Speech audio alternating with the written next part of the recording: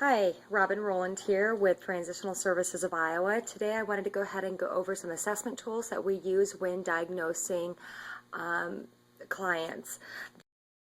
Okay, so what we have here is the Vanderbilt Assessment, and we have 2 pages, and I want to go ahead and go over it. What you're going to do is go ahead and hand this to the parent to fill out.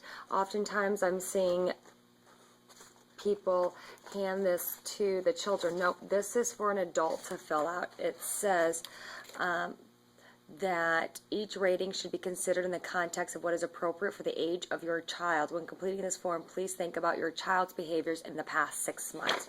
So what I want to kind of go over with scoring this today is what we have here is items 1 through 9, and this is the yellow section. These are measuring hyperactivity, impulsive behaviors. Then we have the items 10 through 18, which is measuring the inattentive items. Now, to be able to score in the realm of ADHD, you need to have 6 responses to either of the 9 inattentive or the 9 hyperactivity items, or both, and a score of 4 or 5 on any of the performance items. The performance items you're going to find on the bottom right here. This is showing that they're having difficulty with their relationships, or what we have is overall school performance, reading, writing, math, relationship with parents, relationship with siblings, relationship with peers, and participation in activities.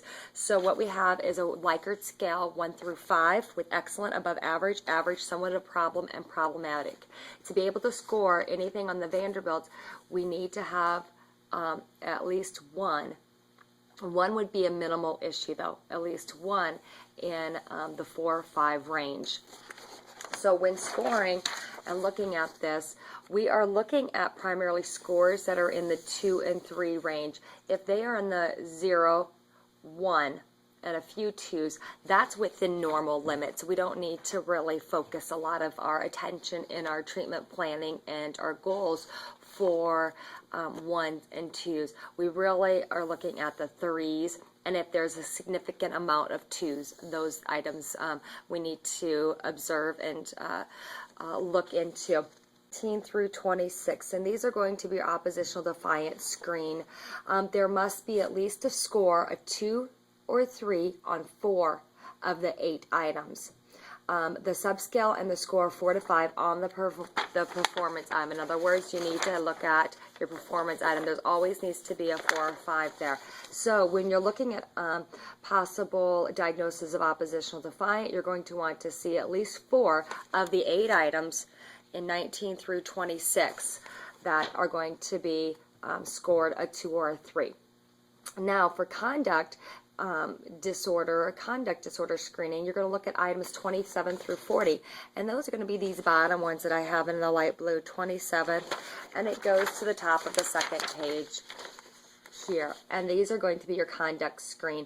You're going to want to see 2s or 3s on at least a minimum of 3 out of the 14 items on this subscale, and again, you're going to need 4s and 5s, at least one of the items in your performance.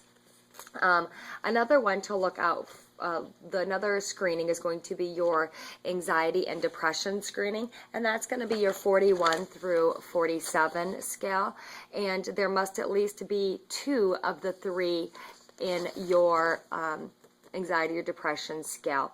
And again, you're going to have one of your performance scales. Now, a Vanderbilt scale should not be used alone when making this decision and a diagnosis. You must consider information from other sources. That would be your collaboration information. If you are seeing the client score in different ranges, then you can send them on for an evaluation with a psychiatrist. If you're seeing a lot of behaviors and you want a more in-depth screening, Also, let's say that you see quite a bit in your anxiety and depression, then we can move on to another screen, another tool that is going to help us confirm or deny that diagnosis. Now, a total score of 25 may indicate the presence of an anxiety disorder. Scores higher than 30 are more specific. Now, some things regarding anxiety is there is a special set of scoring at the bottom of the scorecard for your different types of anxiety disorders. And what we have here is score 7 items, and it lists the numbers for panic or significant somatic symptoms. And then we have general anxiety disorder, separation anxiety, social anxiety, and significant school avoidance.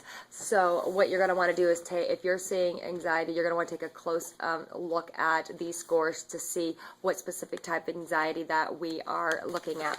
So if you have any questions regarding the Vanderbilt, please go ahead and let me know. But remember to have the parents also fill out the top of it. And lots of times I'm seeing this office portion blank, so I want to make sure that you guys are filling out the office portion as well, so we can get an average performance score. And these will need to be placed in every one of the file, and the results also need to be found on your assessment. You should be completing the Vanderbilt at any time that you meet with the client as a clinician. And you are reviewing their progress or treatment goals, such as the comprehensive assessment, and at continued service reviews. You're going to want to have the parent complete this up to the age of approximately 21. All right, any questions? Let me know. Thank you for your time.